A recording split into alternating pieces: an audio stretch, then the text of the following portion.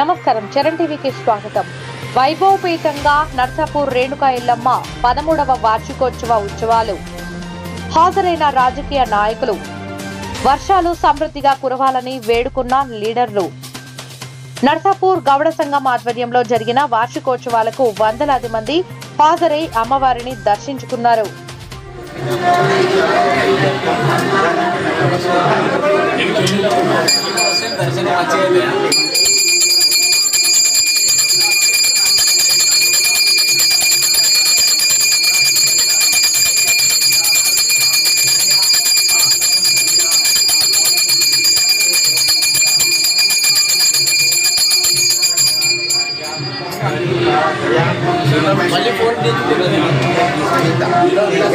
देवता